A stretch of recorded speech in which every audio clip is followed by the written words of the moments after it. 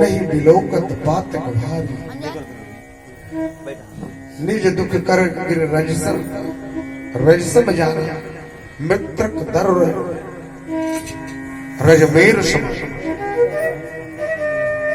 तो हमारा तो उद्देश्य यह होना चाहिए, मित्र के अंदर के पास अगर दुख है, मित्र को अगर कोई परेशानी है, तो उसका छोटा सा भी दुख हो तो उसको पहाड़ जैसा मानकर कि दुख की निवृत्ति का कोई उपाय सोचे। और तुम कहती हो मांगने के लिए, ये नहीं हो सकता, मैं नहीं जाऊंगा, अब तो मैं बिल्कुल नहीं जा सकता। सुशीला जी डर गई। सुशीला जी विचार सोचने लगी कि महाराज अब तो एक बड़े जिद्दी हैं, मानने वाले नहीं, चलो एक बार फिर से प्रयास करके देखते हैं।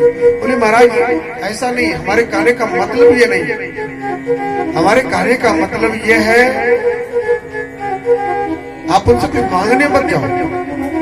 हमारे कहने का मात्र इतना मतलब था कि कृष्ण का दर्शन करने वाले के जीवन में जितनी कमियां अपने आप समाप्त हो जाती है, क्योंकि उसकी इच्छाएं ही शेष नहीं रह जाती। जिसको साक्षात नारायण का दर्शन हो जाए उसे धन दौलत की क्या आवश्यकता भाई। थोड़ा चुप रही, बातें की, समझाई प्रेम से। सुदामा जी बेचारे सीधे साधे आदमी, ज्यादा प्रपंच में पढ़ते नहीं। बोले हाँ देवी ये बात तो तुमने सही कही, लेकिन कैसे जाएं, कुछ तो भेंट होना चाहिए। सुशीला जी ने कहा आप इसकी चिंता मत करो, हम व्यवस्था सब किए देते हैं। सुशीला जी महाराज 4 घर से गई, 4 मुट्ठी चावल, एक मुट्ठी 4 घर से लेके आई, और एक पोटली में बांध दी, ऐसी पोटली कि कई जगह से फटी हुई थी। देखिए कितनी बुद्धिमान है सुशीला जी, कहने की आवश्यकता नहीं, समझने वाला व्यक्ति अपने आप ही समझ लेगा। और पोटली बांधकर सुदामा जी को दे दी। बोली सरकार अपने मित्र से जाके यही भेंट उनको से दे देना कि प्रभु यही भेंट मेरा स्वीकार करो। सुदामा जी कहते हैं देवी मेरा मित्र किसी पदार्थ का भूखा थोड़ी है, लेकिन ये संस्कार है कि मित्र के यहाँ जाना चाहिए तो कुछ लेके जाना चाहिए। अब तुमने व्यवस्था कर दी तो मैं पक्का निश्चित जाऊंगा। आज तो तुमने मेरे जो है सारे मनोरथ पूर्ण करने के रास्ते खोल दिए देवी। पत्नी तुम जैसी हो हमारी पत्नी, वास्तव में वही होना चाहिए जो भगवान से मिलने की प्रेरणा दे अपने पति को। पत्नी कहने का अधिकार उसी को है। आज सुदामा जी महाराज सुशीला से प्रेरित होकर भगवान से मिलने के लिए चल दिए।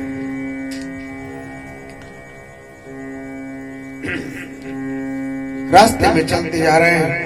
नमस्ते देव देवेश प्रपन्ना गिरावे, प्रपन्ना पाइना कृष्ण निर्विघ्ना कृष्णाय वासुदेवाय हरे प्रमात्मने प्रणतः क्लेशनाशाय गोविंदाय नमो नमः। इस तरह से रास्ते में चलते हुए इस मंत्र का जाप करते हुए कहते हैं प्रभु, हे प्रभु, हे प्रवृत्तजनों का क्लेश दूर करने वाले प्रभु कृष्ण, हे गोविंद, हे द्वारिकाधीश, आपको हमारा प्रणाम है, हमारा प्रणाम स्वीकार करो। मित्र हमारे मिलने की उत्कंठा जागृत हुई है, इस मिलन को सफल कर देना प्रभु, और आपसे बाकी कुछ नहीं चाहिए। भगवान का संकीर्तन करते हुए सुदामा जी महाराज चले जा रहे हैं।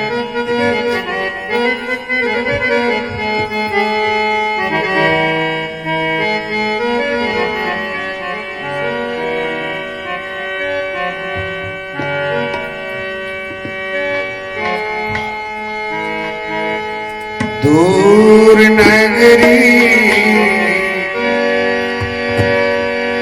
कान्हा दूर नगरी कान्हा दूर नगरी बड़ी दूर नगरी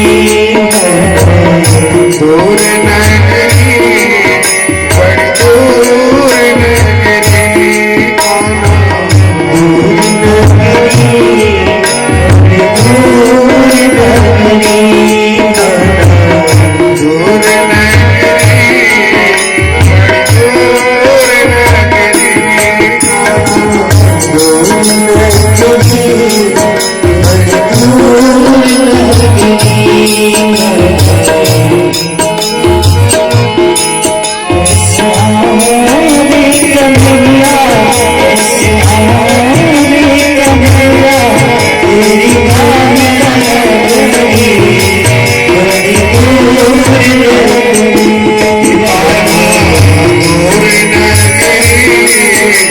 दूर नगरी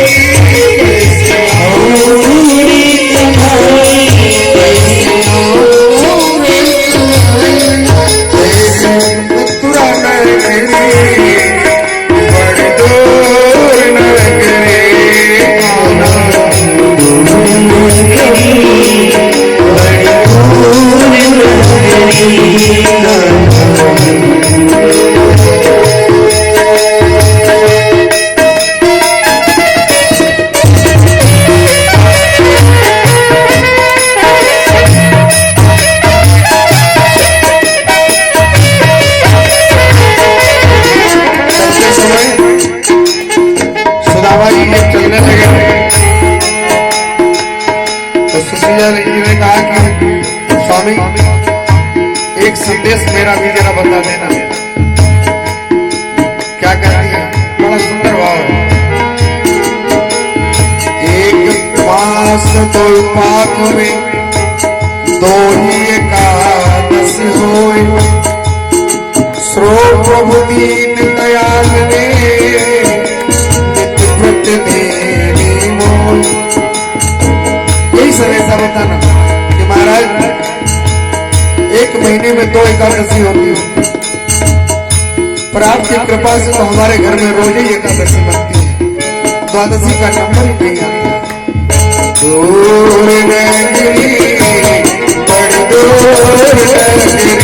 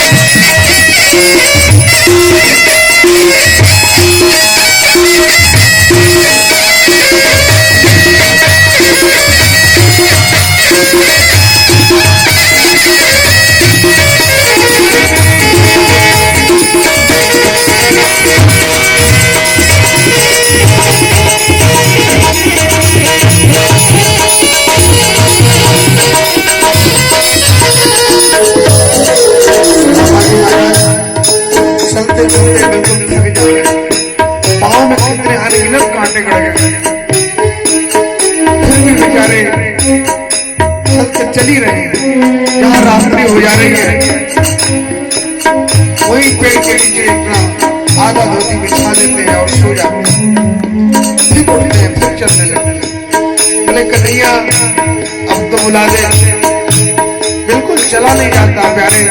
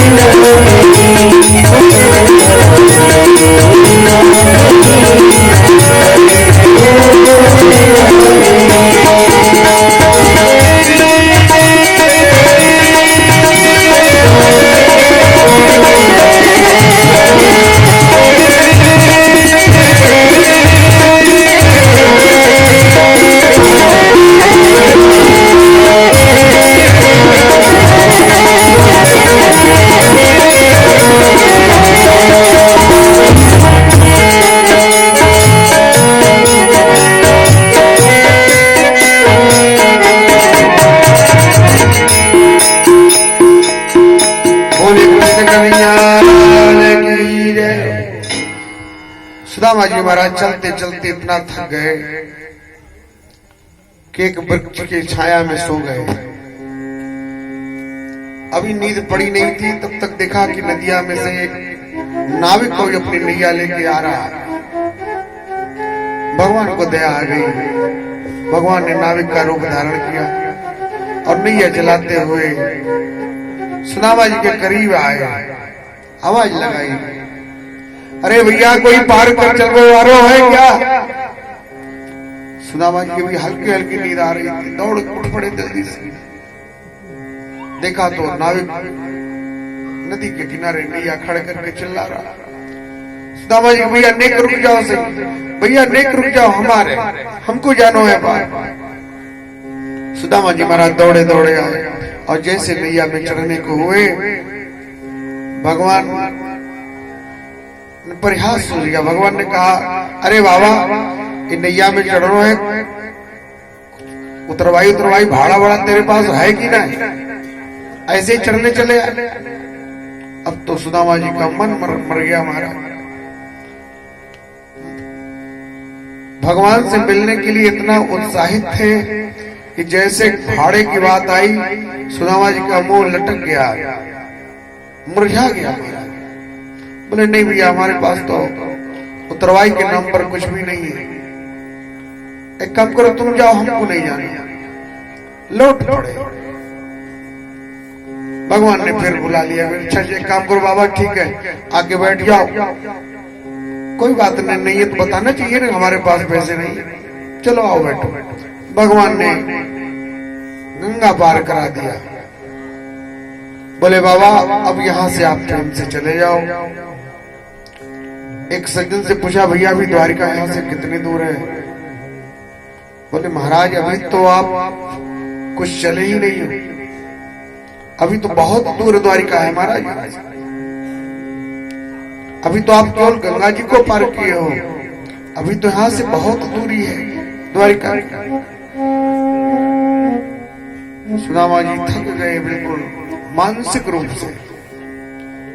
बोले कन्हैया अब मुझसे बिल्कुल चला नहीं जाएगा, अब हम तो चुपचाप ही सोएंगे, तेरी मर्जी हो तो मुझको बुला लियो, वरना हम तो यहीं से लौट जाएंगे, दर्शन देना हो तो तू दे देना भैया।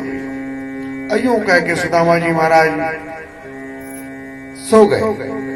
और जैसे नींद लगी तो जब जगे तो देखा क्या कि अपने आप को भालों के बीच में पड़े पड़े। एक सज्जन से पूछा भैया हम यहाँ कहाँ पड़े हैं? भैया हम तो अभी जंगल में सो रहे थे। उस महान भाव ने कहा अरे महाराज आपको पता नहीं आप कहाँ हो? अरे ये द्वारिका नगरी है महाराज, द्वारिका नगरी।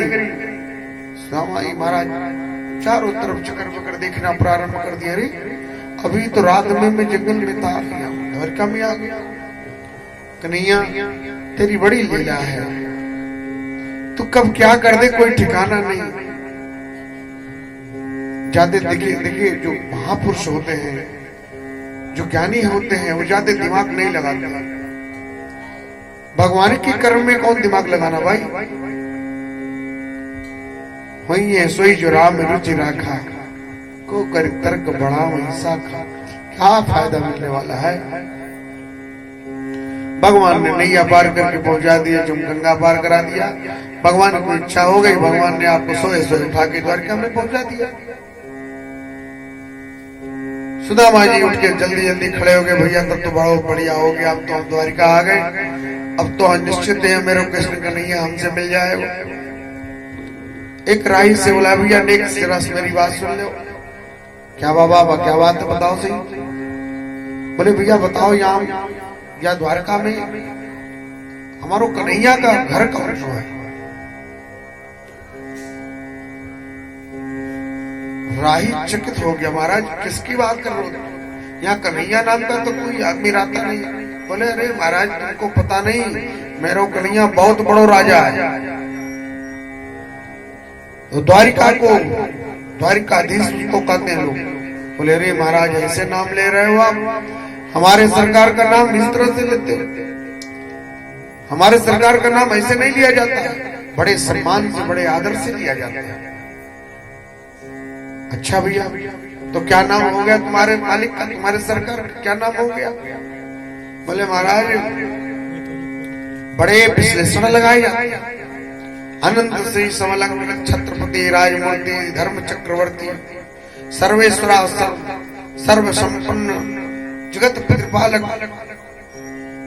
श्री श्री 1008 श्री श्री द्वारिकाधीश प्रभु श्री कृष्ण जी सरकार। इतना बड़ा ये इतना बड़ा विश्लेषण जो सुना महाराज सुदामा जी तो चक्के भक्की रह गई। अरे कन्हैया तू वही कन्हैया है ना कि तेरे साथ खूब प्रेम से खेला करते थे, जंगल में लकड़ियां बीनने जाया करते थे, गुरु जी के आश्रम में खूब पढ़ते थे, भिक्षा मांगने जाया करते थे। इतना बड़ा राजा हो गया हो मेरे कन्हैया। अच्छा भैया तो ठीक है, वाको घर को पता बता दो मुझको। राही ने कहा बाबा तुमको पता ना है ये जितने अटारियां दिखाई पड़ रही, जितने महल दिखाई पड़ रहे हैं, सब हमारे द्वारिकाधीश प्रभु के ही तो हैं। और हमारे प्रभु किस महल में रहते हैं ये जानना चाहते हो तो देखो सबसे सामने बहुत बड़ा गेट लगा हुआ है, वहां सब पहरेदार खड़े हैं।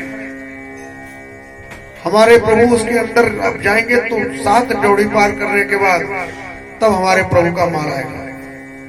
अच्छा भैया, बड़ी कृपा करी आपने, धन्यवाद आपको। सुदामा जी महाराज चल पड़े, भगवान के दरवाजे पर आ गए। भागवत जी में तो ये वर्णन नहीं है, पुराणों में पुराण प्रसंग है ऐसा कि सुदामा जी द्वारपालों से कहते हैं कि भैया हमको कृष्ण से मिलवा दो, कृष्ण मेरा बचपन का मित्र है। द्वारपाल चकित हो जाते हैं। लेकिन भागवत में प्रसंग नहीं, भागवत में तो प्रसंग यह है कि भगवान से मिलने के लिए सुदामा जी को किसी से पूछने की आवश्यकता नहीं रही। सुदामा जी सीधे अंतःपुर तक चले गए और सीधे स्वयं जाके भगवान से मिल लिए। भगवान ने बड़ा सम्मान किया है। लेकिन नरोत्तम दास जी महाराज बड़ा सुंदर भाव वर्णन करते हैं। कुछ भक्त हमारे बहुत बढ़िया भाव लिखते हैं। आइए उनके